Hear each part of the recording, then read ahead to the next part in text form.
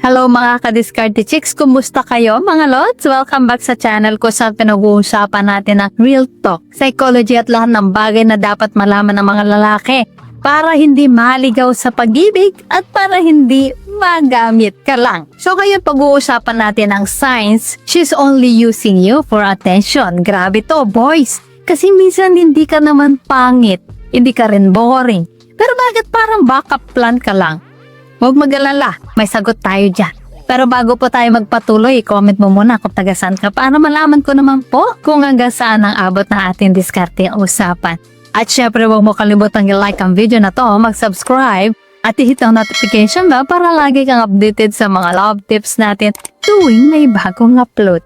So, ready ka na ba? Tara, simulan na natin.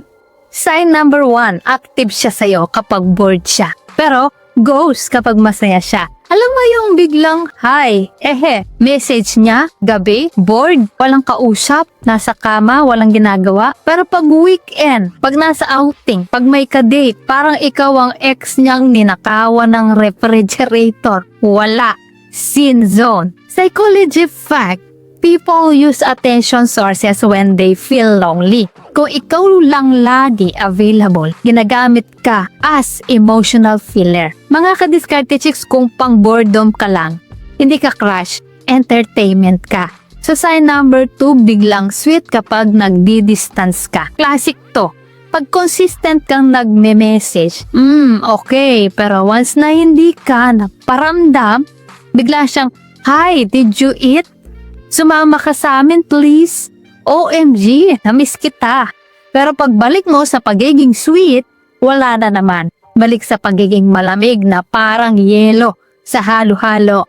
Psychology fact, this is called intermittent reinforcement. Ginagamit ng maraming tao para hawak ka emotionally. So sign number 3, lagi kanya kailangan pero hindi kanya gusto. Isa pang masakit, kapag may kailangan siya, andyan ka. Kapag walang susundo, ikaw ang driver. Kapag may ipapabili, ikaw ang sponsor. Kapag may stress, ikaw ang free therapist. Pero pag tanong mo, pwede ba tayo mag-date? Ang sagot, di pa ako ready. Complicated pa buhay ko. I-focus mo muna self mo. Mga ka-Diskarte Chicks, ang tawag dyan, charity work, hindi relasyon. So sign number 4, hindi kanya ini-introduce kahit kanino. Grabe to.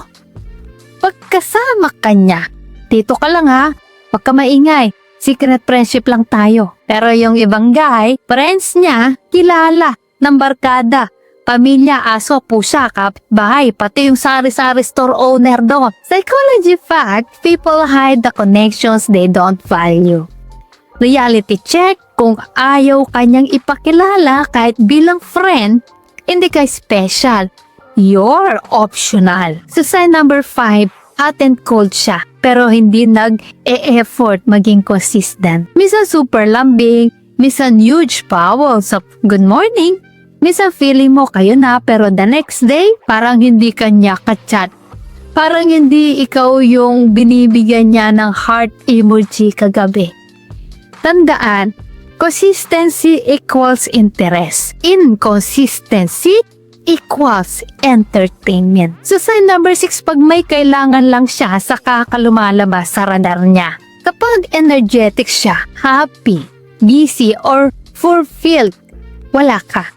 Pero kapag may kaaway, nag-break sila, wala siyang ka-date, na-bore siya, walang load, walang makausap, na broken heart, biglang, hi, are you awake?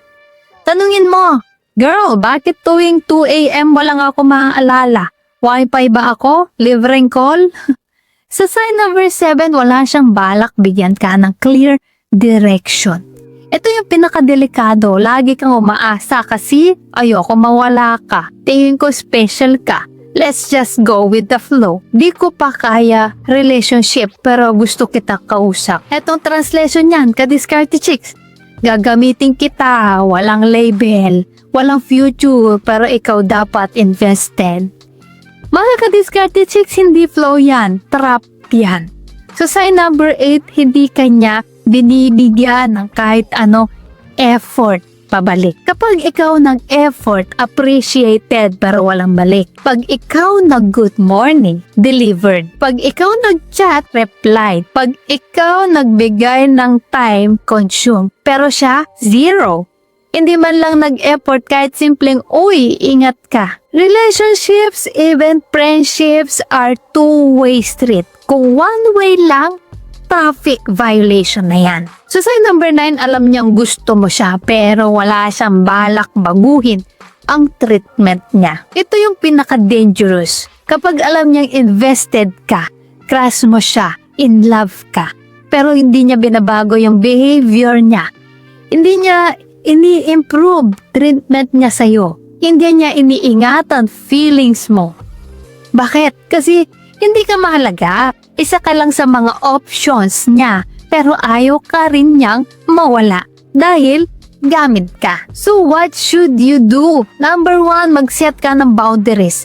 Hindi ka 7-Eleven, hindi ka open 24/7 para sa kanya. So number 2, huwag agad mag-invest sa taong hindi nag-i-invest. So number 3, observe consistency, hindi drama. So number 4, huwag kang matakot mag-walk away. Minsan ang pag-alis mo ang pinakaunang beses na marirealize niyang mahalaga ka. So number 5, tandaan, attention is not affection.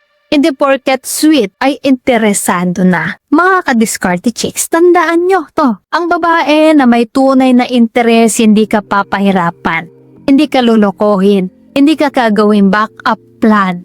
Kung ang effort mo 100% tapos ang balik niya 2%, hindi yan love. Subscription service yan. Free trial ka lang. So ayan mga ka-discarte chicks, kung may natutunan ka ngayon, comment mo, di na ako magpapagamit. Huwag kalimutang i-like, share at subscribe para sa more psychology-based tips at real talk na siguradong makakatulong sa diskarte nyo sa buhay at pag-ibig. Again, this is Discarte Chicks and always remember, sa pag-ibig hindi ka dapat option, dapat ikaw ang pipiliin.